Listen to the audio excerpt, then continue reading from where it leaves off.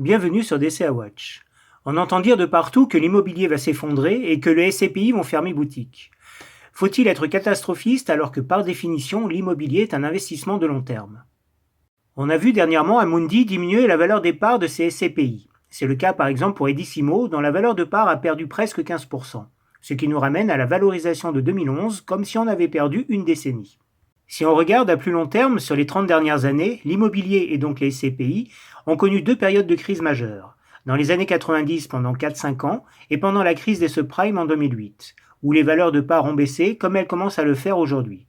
Et toutes les sources, bien sûr, sont en description. Par contre, on remarque aussi que le rendement est resté stable durant cette période, même s'il affiche une légère baisse tendancielle sur 30 ans.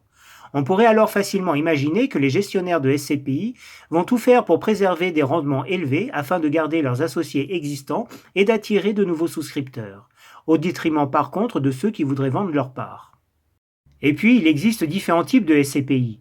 Celles orientées dans les bureaux parisiens souffrent le plus en ce moment, alors que les SCPI diversifiés dans les commerces, la santé et répartis partout en Europe résistent encore bien. Or, sur 30 ans, et donc en incluant la crise des années 90, on s'aperçoit que le SCPI et les obligations offrent un rendement proche entre 5 et 7% par an. L'or est dans le même ordre de grandeur, même s'il subit une volatilité 2 fois supérieure. Et certes, les actions sont l'actif avec la meilleure performance sur le long terme, mais avec une volatilité 3 fois plus forte.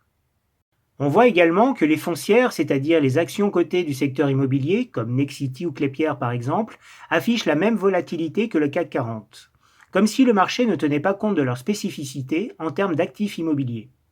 À titre personnel, j'ai un horizon de placement de plus de 20 ans, je vais donc garder mes SCPI pour le long terme.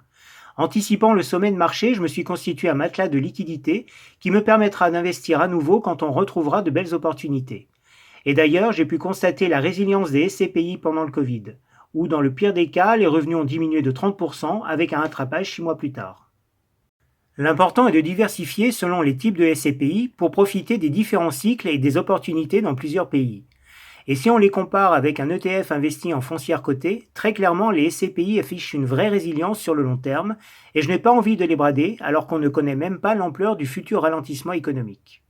Et il faut aussi intégrer qu'en 3 ans, nous avons subi le Covid, la remontée des taux, la guerre en Ukraine et la crise énergétique qui en a résulté, notamment en Allemagne, première économie européenne.